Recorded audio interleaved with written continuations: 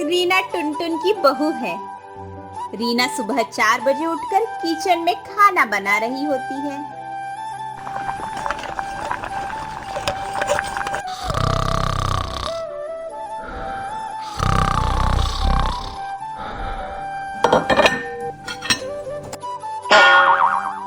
बहू, ओ बहू, सुबह सुबह उठकर बर्तन बजाना चालू कर दी क्या? कितनी बार कहा है, सुबह उठने की क्या जरूरत है? कौन सी शादी में जाना है? दिन भर काम करना।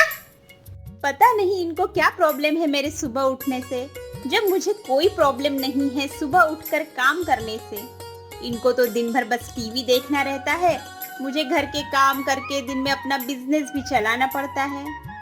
एक दिन रीना और जय शॉपिंग करके घर आते हैं। आ गए घूम के, जब देखो तब चले जाते हैं मुंह उठा के।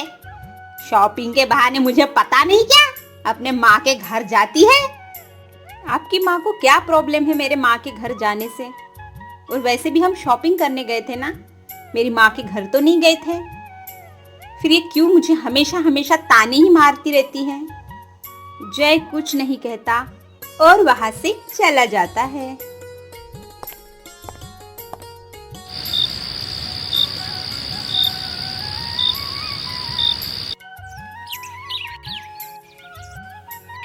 माँ, मैं बहुत थक गई हूँ घर संभालते संभालते। यहाँ मेरी थकान किसी को नहीं नजर आती है। दामाद इनकी बेटी को घुमाने ले जाए तो बड़ी खुश हो जाती है, और बंटी के पापा मुझे घुमाने ले जाए तो मुंह फुला लेती है। कुछ दिन आराम करना चाहती हूँ, सोच रही हूँ कुछ दिनों के लिए अपने मायके आ जाओ। हाँ बेटा, जब तेरी इच्छा हो आ जाना, आखिर ये तेरा घर भी तो है। ठीक है माँ। हाँ बेटा, कल आ जाओ, मैं तुम्हारा इंतजार करूंगी। अभी मैं फोन रखती हूँ, मुझे मंदिर जाना है। दूसरी तरफ टुनटुन को उनकी बेटी सीमा का फोन आता है। माँ, मैं कुछ दिनों के लिए अपने मायके आना चाहती हूँ। वहाँ आकर एक भी काम नहीं करना पड़ता, मस्त मजे से खाती पीती और सोती हूँ। भाभी ही सब काम करती है। यहाँ तो पति का टिफिन बनाओ, घर के सारे काम करो। मैं तो बहुत थक गई हूँ। हाँ बेटा, आजा। तेरी भाभी को लाई ही इसलिए हूँ कि हम दोनों महारानियों जैसे मजे करे और वो नौकरानियों जैसा काम करे।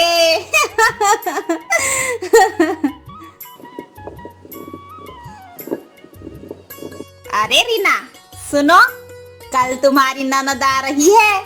आज बाजार जाकर फल सब्जी और मिठाइयाँ लेकर आना।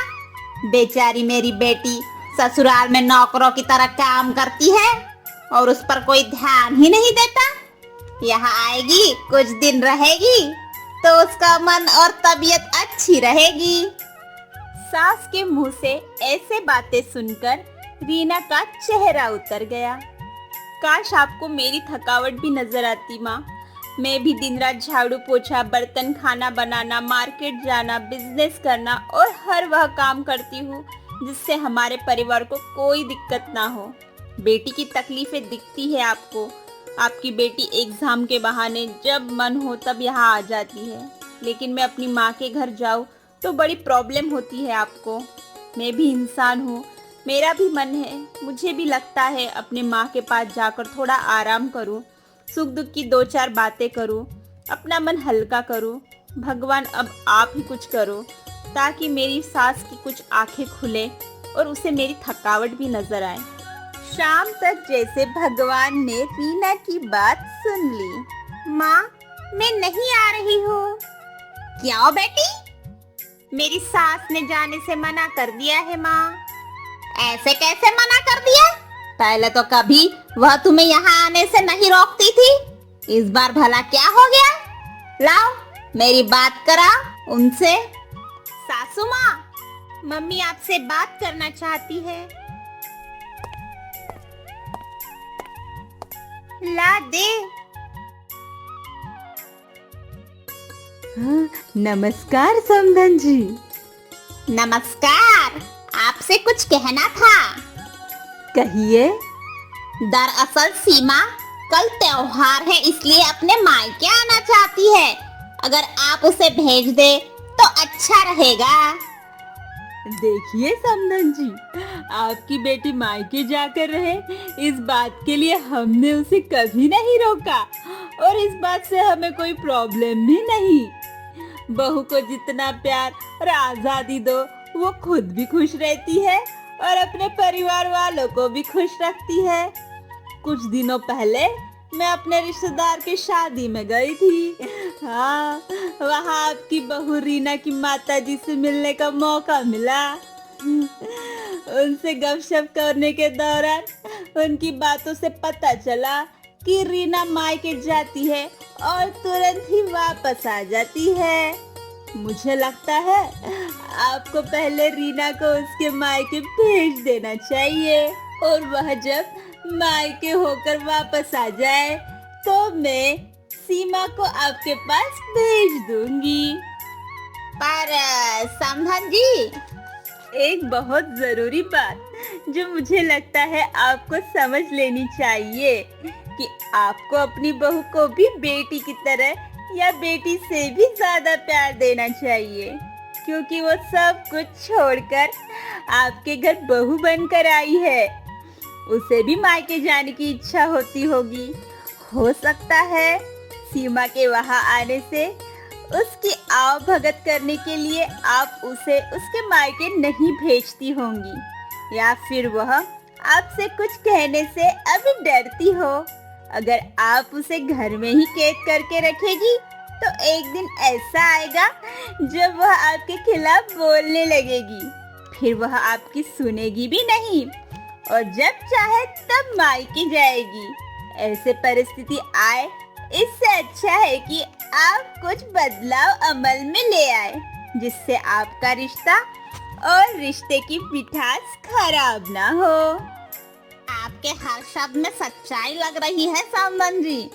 मैंने अपनी बेटी के प्यार में अंधे होकर कभी भी अपने बहू के मन का विचार नहीं किया। मैंने अपनी बेटी को महारानी और बहू को नौकरानी समझा। हमेशा अपनी बेटी को बहू से ऊपर रखा। सीमा यह सब बातें सुन रही थी। मैंने कभी भी अपनी भाभी से ठीक से बातें नहीं की, काम में हाथ नहीं बटाया और जब जब मायके जाती हूँ भाभी थोड़ी उदास ही लगती है। अगर हम औरतें ही औरतों की दुश्मन होने लगी तो रिश्तों में तो सब मुंह पे मीठे बनेंगे पर पीठ पीछे गाले ही देंगे। रीमा, और रीमा, जरा इधर तो आ।